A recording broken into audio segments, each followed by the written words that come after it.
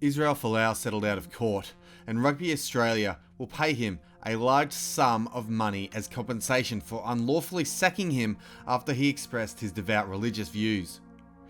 Since the final settlement reached is confidential and private, we will likely never know exactly how much this stupidity cost them. Estimates range between $3 million and $8 million, but whatever the final amount, it appears a solid win for Folau and Christianity. Although Rugby Australia rejects the $8 million number as wildly inaccurate, it is hard to see how this settlement was not, at a minimum, in the multi-millions. It also came with an apology from both sides. Regardless of the exact figure, this is clearly a win for Israel Folau and sends the message that you cannot sack Christians for our religious views. Israel Folau made the following statement on his YouTube channel. We are extremely pleased with the settlement reached today. With today's acknowledgement and apology by Rugby Australia, we have been vindicated and can now move on with our lives to focus on our faith and our family. Maria and I would like to thank God for his guidance and strength. Thank you to our supporters for their thoughts and prayers, in particular our families, our congregation, as well as Martin Isles and the Australian Christian Lobby. This is a statement of victory, and given the apology, means Rugby Australia have indeed admitted that it was wrong to sack Folau for his faith. What we all get to look forward to now is the left-wing meltdown. As with all moments that favour God and natural justice, you just know it's going to upset someone. Thank you so much for watching so far. I promise the content will resume in a moment. This work relies on the generosity of loyal fans to support it, and the best way you can do that, other than sharing the video, is by heading over to RRTV and making a pledge. Not only does this support my work, but it supports a number of independent creators. The added bonus being you get access to a small but growing pool of exclusive RRTV content with any pledge. Thank you so much for your support. Now, back to the important stuff. Arrgh. An interesting reaction came from LGBT expert Eric Dennison, who was adamant that this was not a loss for Rugby Australia, but a victory for the homos because they avoided a court case. News Limited reports, quote, "It's been really frustrating for us that this has been framed so effectively as a workplace rules versus religious freedom thing, when there's so many people working in the trenches to try and save the lives of kids impacted by discrimination in sport. They didn't apologise for terminating his contract and they didn't reinstate him. That would be a vindication. What they did was issue a statement that was pragmatic and was necessary to end this, and I think most Australians would view the statement that way. Rugby has really set the bar, and that's the most heartening thing. I have no doubt in my mind that it will have saved the lives of kids in terms of long-term benefits.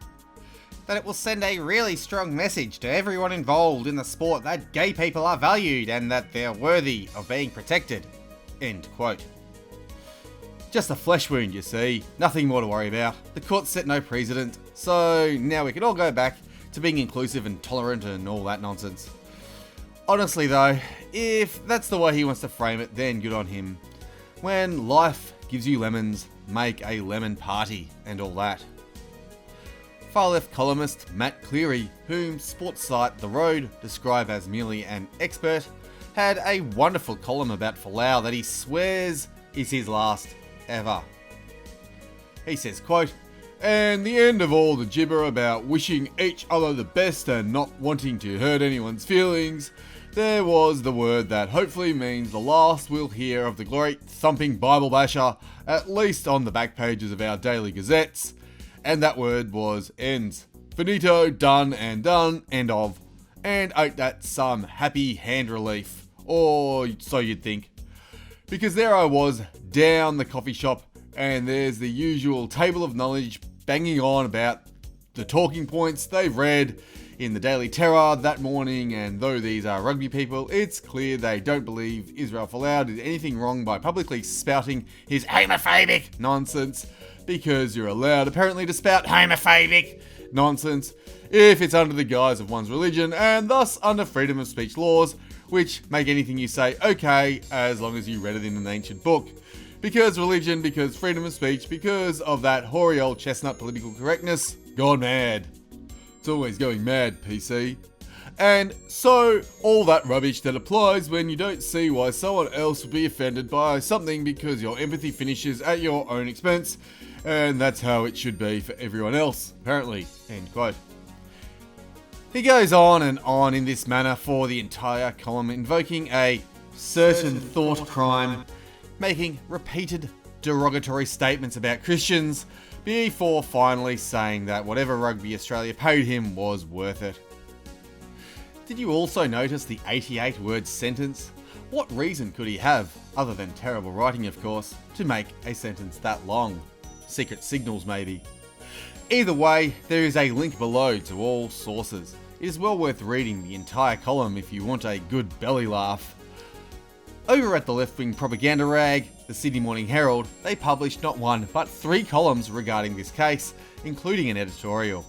The first one to look at comes from Malcolm Knox, who, after a long-winded whine, says, quote, "Sadly, inclusiveness might be a core value in the boardroom at the management and all the game's far-flung centres of excellent intentions, but it's not one of rugby's core values in a plurality of teams at all levels, from club up to elite, who do not welcome the LGBTI community, who do not make it safe for gay players to come out, whether the motives for homophobia are religious dogma or old-fashioned male fear and hatred." End quote.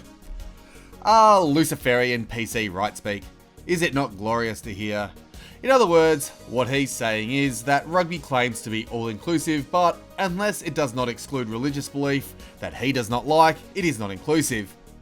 Include all views and lifestyles, but include some views and lifestyles more than others, and exclude those who we really do not like a lot. Oh yeah, how much? A lot. Chief rugby reporter Georgina Robinson was adamant that this was somehow a loss for Folau, and that there was no comfort in the decision, stating, quote, "He wanted $14 million, but there is no suggestion that he received even half that. He wanted an apology, but was given only a qualified one and had to offer one in return. And he wanted his job back, while RA contended in its defence to Folau's restraint of trade argument that being sacked did not technically prevent him entering into another contract in the future. It is unlikely he will ever play Super Rugby again, and almost certain he'll never play for the Wallabies." Folau's former employers were also not forced to say they were wrong to sack him, and his legal claim has been withdrawn. He likely has the means to support his family for a few years, and certainly has the platform and profile to launch whatever career he plans next, perhaps one as a pastor in his father's church. But the several good years he had left in Australian rugby are gone, and so is much of the game's goodwill towards him. End quote. Georgina is claiming that despite receiving what was likely a multi-million-dollar payout and an apology from Rugby Australia, that this is somehow not a win for him, even though the terms are confidential and Folau himself considers it a vindication of his position. She also shows she does not understand how faith in Christ works. He might never play professional rugby again, but any Christian would pay this price for their eternal soul. The Sydney Morning Herald's own editorial had all the same doublethink, stating, quote, "Rugby Australia's decision to settle the unfair termination case brought by Israel Folau has ended a painful episode for the sport, but it seems no one is happy. Mr. Folau's fans ask why RA persecuted him for 18 months for expressing his religiously grounded beliefs. Mr. Folau's critics ask why RA made a large payout to him even though the sports administrators were morally justified in sacking him for posting on Instagram the outdated view that homosexuals will go to hell just like liars and drunks. Many more people who do not care about Mr. Folau or rugby will feel frustrated that a confidential settlement means there will be no judgment on the legal questions of when an employer can sack you for saying something controversial outside the workplace. The Herald firmly believes RA was right to condemn Mr. Folau's tweets and to try distance itself from them. Rugby has a proud tradition of fighting for tolerance, including the LGBTQI community, and Mr. Folau was undermining its reputation. But it is also true that RA has to take a commercial decision in the best interests of the sport. It is not there to fight culture wars, but to get more people playing and watching rugby. Australia is a country where people are as free to practice their religion as anywhere in the world. The government should focus less on protecting religious views above all others and devote its energy to asking how the law can encourage harmonious workplaces for everyone. End quote. It is interesting that these propagandists claim no one is happy. If you watched Folau's video regarding the result, you would see that someone is indeed happy, and that someone is Israel Folau and his wife. He is satisfied with the result, meaning the compensation paid to him was adequate and that he felt his grievance resolved. The Sydney Morning Herald's editorial also strangely claims they want inclusivity and to encourage harmonious workplaces. At the same time, they think it's acceptable for employers to sack employees for expressing their devout religious beliefs. This editorial is a masterclass in the language of Satan. It is lies, hypocrisy, and attacks on liberty and Christianity, cloaked in the veil of nice-sounding language.